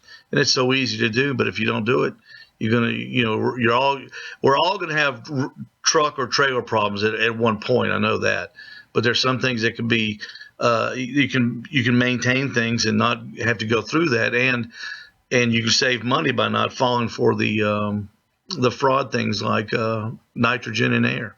Steve, one last question, because I get into an argument with my wife about this at least 10 times during winter and the hottest parts of the summer. If you start your car, whether it is cold or hot, and you turn on the air conditioning or the heat, and then turn the fan on high, right off the bat, are you going to damage the engine in some way, or the fan components, or the blower, or anything like that? No. The fan is separate from. The fan is separate from the air conditioner and from the heat. The fan doesn't do anything but blow air, and the air is introduced into the AC at the evaporator side, or when you switch the dial on the dash, it makes the air go over the heater core, and that's what makes the air hot or makes the air cold. And the fan just moves the air, so has nothing to do with the heat or the coolness of the car. It's just a fan. And it has nothing to do with the way the car runs. It's just like turning on a fan, Greg, just like turning on your radio full blast. So it would make no difference. Her telling me that I'm doing damage to the car is completely hogwash. Is she listening? Now hold on a second. Now you're starting to hedge. Wait a second. I don't want to make Becky angry. No, it's a matter of who's right and who's wrong. Now prove me right. Well, I'll say this: if Becky told you that it is hogwash, she is correct. Oh, look at this guy! All right, David Huff. Anything on your way out before I let you go? No, but now that we've opened this up, next month I'm talking about cigars. All right, and by the way, David, you sound really good. Doug Scheiding, anything to go on the way out? Yeah, I would like to say that the San Antonio Rodeo Cook-Off, which happens at the end of January, opened up registration last week, and it is almost sold out. That's over 300 spots in a week. Really? That is incredible, yes. Are they just for sale, or is it one of those things where you have to be like gifted down a spot? Oh, no. It's open registration, first come, first serve, and you have to pay at the time of registration. So it was 2/3 full on Friday, and they expected it to sell out this week. Wow. That's incredible. That is 300 incredible. teams. Gosh. Yeah. 300 teams. Steve, anything on the way out? Unbelievable. No, I'll be going to the Jack this Saturday to observe. All right. Doug, I look forward to meeting you in person. We'll be at David Bosca's. We'll be at David Bosca's trailer. We're going to do a little radio show that I do here in Chattanooga live, and we'll have that on Facebook as well. So if anyone listening wants to friend me in on Facebook, we'll be doing a Facebook live broadcast from there. and looking forward to seeing the sights of the Jack. I didn't get to go last year. I went the year What before. time is It it? was a big time, and it is a big special thing. The time of the show, Eastern Standard Time, from 9 until 10. So just do the math backwards, and you'll know what time to listen. And where do we go to listen to it? ESPNChattanooga.com. All right. Just hit the listen live icon. Steve Ray is the Tennessee correspondent. Doug Scheiding is the Texas correspondent. David Huff is the Oklahoma correspondent. Gentlemen, always appreciate the time. Thanks so much for doing it. Thank you, Greg. And there they are. All on IPDTL. Props to me for that. All guests on the Barbecue Central show appear via the Smithfield Hotline. That's right. Yummy. I got to tell you, both David Huff, the Oklahoma guy, and Doug Scheiding, the Texas guy, unless I'm way off base, sounded like they were in studio with me. That's what we're kind of looking for and going for into this new technology, foregoing video and connecting as good sound quality as possible. Now, you need USB microphone. You need to have Google web browser. But pretty much everybody has Google web browser. So if you get a USB mic, you can connect in through this IPDTL. You sound, I mean, God, Doug sounded like he was sitting right in the room with me. So did David. And even Steve's microphone, which was on his laptop computer, sounded really good for what it was. He'll be hooked up with a microphone for next month, so looking forward to that. But yeah, great first test of that service. So we'll now play catch up a little bit and tell you about Big Papa Smokers. That's right, the #1 stop for online barbecue and grilling purchases. Their curated selection of only the best outdoor cooking and grilling supplies will get you on the path to better barbecue results in no time. Everything at Big Papa Smokers has been Pitmaster approved by Sterling Ball himself. From the award-winning rubs and sauces to the American-made grills and smokers, Big Papa Smokers has everything you need to become a better outdoor cook. Whether you're in the backyard or a competition pro, Big Papa Smokers has something for you. Big Papa's known for their championship rubs and seasoning, popular flavors like Sweet Money, Cattle Prod, Cash Cow, all proven winners on the competition circuit. And in the backyard, Big Papa's offers 13 perfectly balanced flavors that will transform ordinary meals into extraordinary. Whether you're cooking to impress the judges or grilling for your family, Big Papa Smokers' award-winning rubs and seasonings will not disappoint. Pick up a bottle today at BigPapaSmokers.com. If you're looking to improve the flavor of your competition barbecue recipes, Big Papa Smokers has combined forces with fellow rub company Simply Marvelous Barbecue to form what has now become known as the West Coast Offense. Over the past few years, the West Coast Offense has cornered the market on competitive barbecue and redefines the flavor profiles that cooks from across the country have begun to aim for. Big Papa Smokers has the online exclusive for Simply Marvelous Rubs. Stop at their website and pick some up today. Big Papa is also the proud owner of the award-winning Granny's Barbecue Sauce. Looking for a new go-to barbecue sauce that pleases everyone? Granny's traditional yet powerful flavor that reminds us why we fell in love with barbecue in the first place. Find Granny's Barbecue Sauce and other top-rated barbecue sauces at BigPapaSmokers.com. And aside from their premium selection of rubs and sauces, Big Papa Smokers offers a variety of pellet, charcoal, and wood cookers. Are you looking for a versatile smoker that's easy to use? Check out the Mac 2-Star General Pellet Grill. Big Papa Smokers, the exclusive Mac dealer, and even offers special packages. If you're not a fan of pellet cookers, check out the Old Hickory Ace BP. It's the only charcoal smoker that Big Papa trusts to put on his competition trailer. If you're a backyard barbecue enthusiast like me, looking for a durable and versatile grill that lasts forever, the M Grill from Texas might be just what you need. They're built like tanks. Not sure what grill you need? You really can't go wrong with any of the grills or smokers featured on BigPapaSmokers.com. They have something for every kind of backyard cook and budget. Check out their website, shop their full selection today. It's clear that Big Papa Smokers is the place to go for all things barbecue. Every product featured on their website has been hand-selected to help you barbecue better. Boost your barbecue skills with the help of Big Papa Smokers, the #1 online barbecue store. You can call them toll-free at 877-828-0727 or shop their website at BigPapaSmokers.com. That's BigPapaSmokers, BigPapaSmokers.com. All right, we will be back right after this for a little bit of an open segment. Stick around, be right back.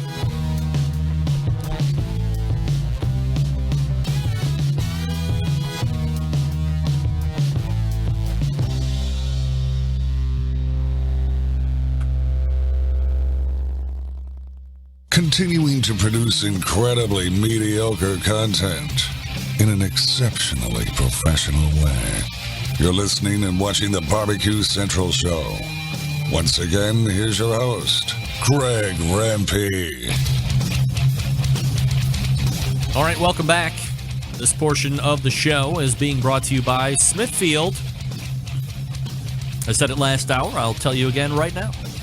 The 2017 grant program was such a raging success this season that if you want to be considered for 2018, you head on over to the website smokinwithsmithfield.com right now to apply. Click on the grant program link at the top, and you can submit your application for the 2018 grant program that was talked about on the show last week with Taylor Davis. Applications now being taken until November 1st, so extended out just a few more days. Don't miss out. Very popular, very exciting. Where did I want to go? Here it is. All right. So we didn't do this last year, mostly because I didn't get a lot of requests from folks looking to do it. But if you are running for KCBS Board of Directors and you would like to get some time on this here show, the only impartial barbecue and grilling platform anywhere in the world, please feel free to get a hold of me, drop me an email, give me a shout, Greg at thebbqcentralshow.com, and we will book a Tuesday coming up so you can get on, talk about what you like. However, there is a caveat. Bags and bags of cash? No. Get that free stuff out of here. Highline whips at my disposal? No. No. Get that free stuff out of here. If you do the show and you get elected, you cannot. Andrew, you are not the You cannot unilaterally turn your back on the show just like 99% of the people have in KCBS. Sure, no problem using the most popular barbecue and grilling show to run your agenda and campaign for yourself to get elected. But when I want an interview, all of a sudden the only replies I get back are crickets. Why is that? What's changed? For instance, when it was announced that KCBS and MMA were done being exclusive together at the end of this year, I submitted no less than 3 or 4 times to KCBS to come on and talk about their side of it. Still waiting for an answer. What's the big deal? You really don't want to come on and talk about why the executive committee thought that was the best direction to head KCBS in? The decision was made. You don't want to give your side of that decision and go through that thought process? Why not? Why not? And come on and scream from the rooftop, we've just made this great decision, and here's why we think it's a great decision, and here's what we're going to do moving forward, both pushing the vision and the brand and all the other stuff about KCBS forward. We think this is a great idea. We like Mike, but instead we're pushing forward. Putting out one of the most ill-written press releases in the history of press releases wasn't the best look. Mike McLeod came on the show, answered every question, then actually did a follow-up segment to answer more questions. Always available, always professional. To me, truthful from his standpoint. KCBS, crickets. So, if you want to do the I'm running for the board for Kansas City Barbecue Society, again, I am happy to host you here. But don't forget about me when I come looking. I'm here to both promote the good, of course, easy to do, right? But also question the whys of things that might seem a little questionable to me or other people. Because if it's questionable to me, it's got to be questionable to somebody else. And I was always taught in school, if you have a question, ask it, because at least 5 or 6 other people in the class probably want to ask the same question. They just don't want to ask.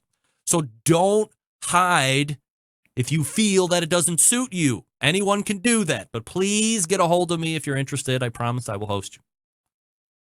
So there. All right. One more read, and then we'll wrap the show, and then we're all caught up and all that good stuff, because we went long with the embedded correspondence segment, of course.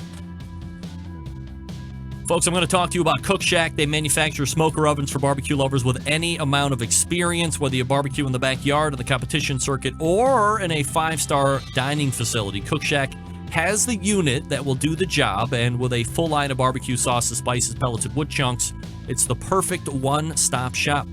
Cook Shack strives to be your barbecue resource center by offering cooking classes, online recipes, how-to videos, 2 blogs, smoke and grilling 101s, and a video cooking classroom. Check out their website at cookshack.com or follow them on Instagram, Facebook, YouTube, Twitter, Pinterest, and Google+.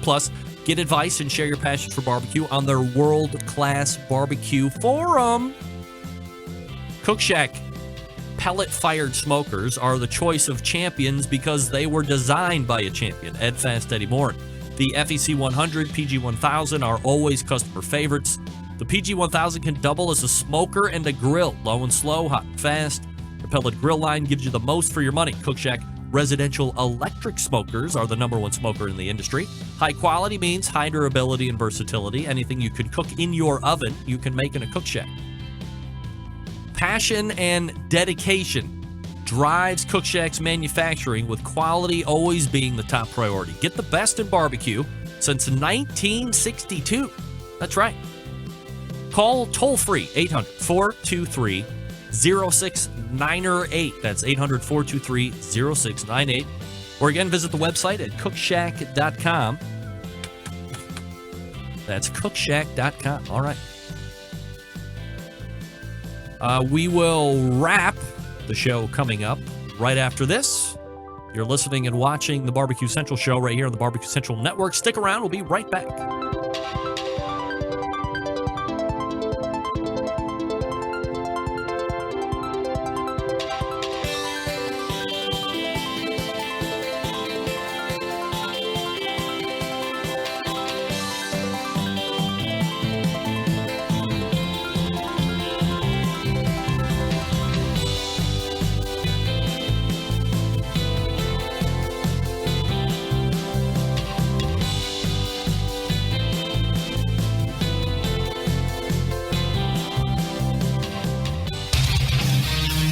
Whole packers, full racks, legs and thighs, injecting butts. If you've never heard this before, you might think you found the best XXX show ever. Let's get back to the most homoerotic host out there today, Greg Rempe. Speaking of homoerotic, homoerotic. Email from David Huss, my last segment guest. Thanks for dropping the video feed, Greg. Now I don't have to worry about choosing the right wardrobe, going on a diet, and can do the segment in my thong. Thong? The thong song? The thong song. No. Thanks for putting that thought in my head, David. Appreciate that. All right, let's go ahead and wrap it up. All the way back in the first hour, Andy Allen from Rooftop Barbecue talked about this coming weekend. We're going to be doing the Jack Daniel's Barbecue Cook-Off, World Championship Barbecue Cook-Off. Good luck to him and everybody else competing this coming weekend. Then we talked with Brett Galloway from the Steak Cook-Off Association. They're going to be hosting their World Championship Barbecue Cook-Off they own selves, crowning a national, nay, world champion. 100 and I believe he said 14 teams will be taking place cooking steaks this weekend, and the winner gets a $15,000 check for doing it. In the second hour, the Embedded Correspondence segment, a raging success once again. Doug Scheiding from Texas. We also had David Huff from Oklahoma and Steve Ray from Tennessee. Remember, nitrogen is a scam. It's in the air already, 78% or 73%, depending on who you ask. And again, if you are looking at running for KCBS Board of Directors, hit me up. I'll do it. Again, programming note, we are off next week. No show October 31st, but we'll follow up the week after that with hopefully a Jack Daniel's winner amongst other guests. September 11th, 2001. I will never forget. And until next Tuesday at 9 p.m. Eastern Standard Time, this is your program host and proud U.S. American, Greg Rempe. Good night now.